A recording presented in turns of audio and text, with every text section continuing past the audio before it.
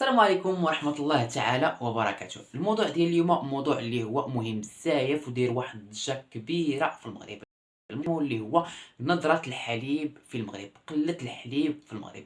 إلا لاحظتي معايا مؤخرا في هاد الشهور الأخيرة ولا في هاد الأسابيع الأخيرة ولينا كنمشيو عند مول الحانوت تقدر تقول له عطيني غير نصيطرو د الحليب يقدر يقول لك ما كاينش، ولا قال لك أنه كاين هذاك نصيطرو د الحليب غادي خصك تشري معاه شي حاجة. ما يمكنلكش دير الحليب بوحدو، يا اما تدي مع الفرماج يا اما تدي مع البيض، المهم خاصك تشري شي حاجه مع هذاك نص سيترو ديال الحليب. لهذا وقع واحد المشكل كبير مع الناس الحوانت ومع الزبناء ديالهم، لدرجه انهم ولاو بعض الزبناء ما بقاوش كيمشيو عند مول الحوانت لحقاش ما بقاش يبغي يعطيهم الحليب. ولكن السبب ولا الغلط راه ماشي فيه، هو الغلط في الناس اللي كينتجوا الحليب. هو اصلا براسو كيعطي واحد الكميه اللي هي قليله ما كتقدوش حتى يلاه تتحط ديك الكميه كتسالو بواحد السرعه اللي هي كبيره.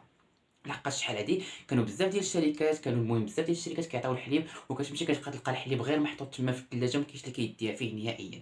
دابا ولا العكس، ولا الحليب نادر بزاف لدرجه انه في الرباط وسلا ولا الحليب ب 4 دراهم، ما بقاش 3 دراهم وما بقاش 3 دراهم ونص، ولا الحليب ب 4 ديال الدراهم.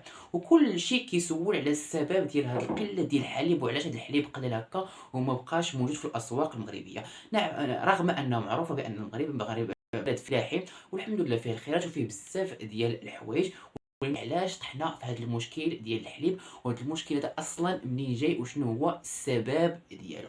اذا ان شاء الله كامل غادي نشوفوا في هذا الفيديو، غنهضروا عليه بالتفصيل وغنعرفوا اليوم ان شاء الله في هذا الفيديو غتعرف علاش الحليب ما بقيتش كتلقاه عند مول الحانوت، ولا لقيتيه كتلقى كيبغي يعطيك غير نص لتر واحد. اذا باش ما نطولش لكم بزاف تضغطوا على زر لايك وزر سبسكرايب وتفعلوا داك الجرس باش فوق ما نلاه واحد الفيديو جديد يوصلك عن طريق نوتيفيكاسيون. ودابا غادي ندوزو للموضوع ديالنا. اذا غادي نبداو بالاسباب الثانويه، وفي الاخير ديال الفيديو ان شاء الله غنهضروا على السبب المهم اللي هو السبب في هذا الشيء كامل واللي خلى الحليب ينقص في المغرب. دابا غنبدا بواحد الاسباب اللي هي عندها واحد الدور ولكن ما عندهاش واحد الدور كبير بحال داك السبب الاخير اللي غادي نقول لكم.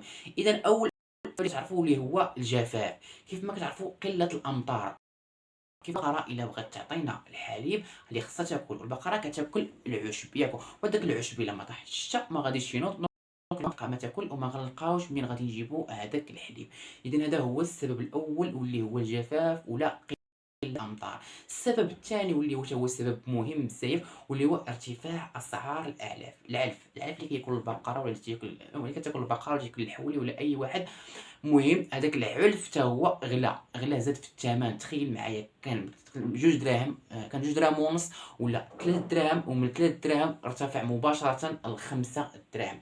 لهذا حتى هو سبب واحد المشكل كبير بزاف، وبزاف ديال الفلاحة ما قدروش انهم يشريو هذاك العلف باش يوكلوه البقر ديالهم باش يقدروا يعطيونا الحليب حنايا. اذا هذا هو السبب الثاني. السبب الثالث واللي هو مهم بزاف هو انه مجموعه ديال الفلاحين تخلاو على المجال ديال الفلاحه ولا الدومين ديال الفلاحه نظرا لمجموعه ديال الاسباب اللي كانوا واجهوها مؤخرا في السنوات الاخيره. كانوا بزاف ديال الفلاحه كانوا ضاعوا بسبب كورونا، بسبب بزاف ديال الحوايج كانوا ضاعوا بزاف. كاين اللي يسمح كاين اللي يسمح في كل شيء، باع الارض ديالو، باع البكر ديالو، باع الحواله ديالو، باع كل شيء وسمح في الارض ديالو وسمح في الدار ديالو ومشى سكن في المدينه ودار حوايج اخرين وبدل الدومين نهائيا. لحقاش فعلا انه تضرروا بزاف هذيك الفلاحه، خصوصا في السنوات ديال كورونا ولا السنوات الاخيره اللي كانت فيها بصح قله الامطار والدوله ما عاونتهمش بزاف، ولهذا تضروا بزاف خصوصا الفلاحه الصغار اللي هما اللي تضروا بزاف وسمحوا في المجال نهائيا. اذا هذا هو السبب الثالث. غادي ندوزو للسبب الرئيسي في نقص الحليب في المغرب واللي هو سببه في الحقيقه هو الشركات اللي كتنتج الحليب. هذيك الشركات اللي كتنتج الحليب هي السبب في هذا. كيف ما كتعرفوا انه الفلاحه تيوجدوا واحد القدر ديال الحليب وتيعطيوه للشركات باش كيوصلوه لنا حنايا باش كيدوروا لينا. ولكن الشركات بغات باش ترفع الوتيره ديال الانتاج ديالها، شنو ولات كدير مؤخرا؟ ولات كتمشي كتستورد الحليب المجفف. هذاك الحليب المجفف كتجيبو من دوله واحده اخرى باش ترفع الوتيره ديالها باش تقدر توفر لجميع المتطلبات ديال السكان وديال المواطنين المغاربه.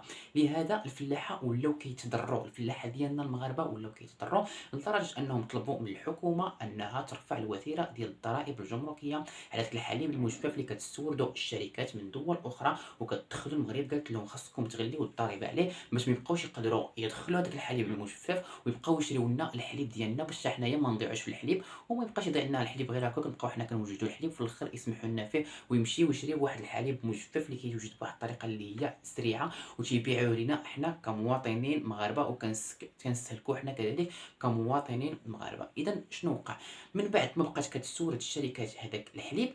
تصور ان هي مع مجموعه ديال التعاونيات، 75% ديال التعاونيات اللي سمحوا في هذا المجال ديال الحليب، 75%، بقات 25% ديال التعاونيات. وهنا فين غتوقع المشكل ديال الشركات، هنا غيطيحوا في واحد المشكل اللي هو كبير، خصوصا من بعد هذه الازمه هذه اللي جات. شنو وقع من بعد ما كانوا كيستوردوا هذاك الحليب المجفف من ديك الدول الاخرى؟ تفاجئوا مؤخرا بواحد الارتفاع ديال الاسعار اللي هو هائل وكبير بزاف. نعطيكم واحد المثال.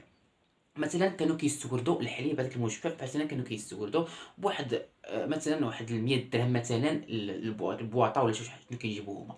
مثلا دابا فاش مشاو يشريوه لقاوه كيدير ب 200 درهم هذيك البواطه ولا.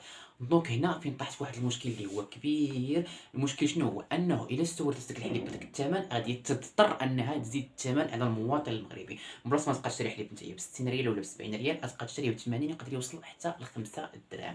دونك هنايا فكرت بانها ما تقدرش دير هكايا، وفي نفس الوقت ما عندهاش التعاونيات اللي غادي يوجدوا لها الحليب في المغرب باش تقدر توفر للمواطنين المغاربه المتطلبات ديالهم اليوميه ديال الحليب. رغم اننا حنا كما كتعرفوا المواطنين المغاربه كنستهلكوا الحليب بواحد الوتيره اللي هي كبيره بزاف. راه كاين انسان واحد يقدر يستهلك نص لتر الحليب في النهار، حتى لتر الحليب في النهار. كاين انسان واحد يستهلك لتر ديال الحليب في النهار.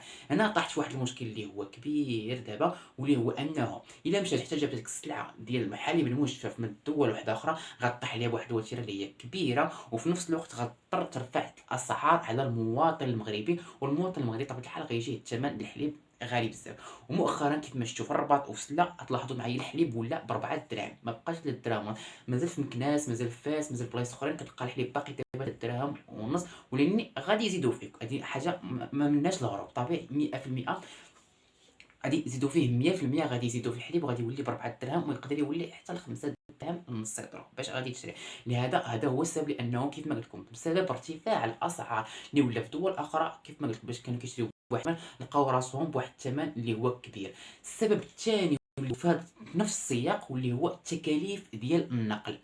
تخيلوا معايا بانه كيف ما كتعرفوا بانه الاسعار ديال الغازوال زاد فيها، كل شيء ديال ليسونس زاد، المازوت زاد، كل شيء زاد.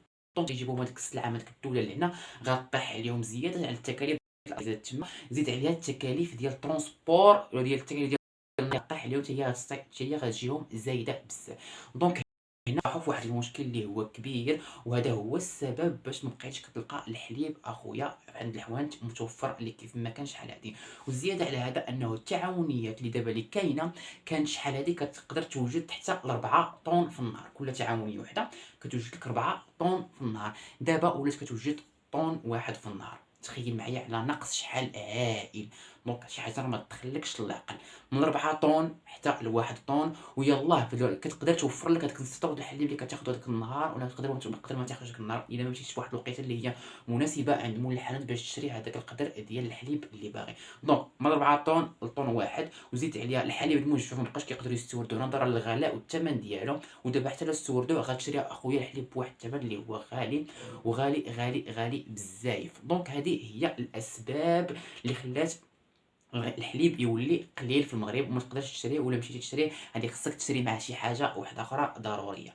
اذا في النظر ديالكم نتوما شنو هو الحل لهذا الشيء كامل؟ كنتمنى انكم تخلوا لي واحد لي كومونتير اللي هما زوينين وتجاوبوني على هذا الشيء كامل اللي قلت لكم، وفي نظركم شنو هو الحل، واش كاين الحل ولا ما كاينش الحل في هذا الشيء كامل. اذا وصلنا للنهايه ديال لا فيديو، وكنتمنى هذا لا فيديو يكون عجبكم بزاف. بطبيعه الحال الا عجبكم لا فيديو ما تنساوش تخليو واحد جيم وواحد سبسكرايب، وحاولوا تفعلوا الجرس.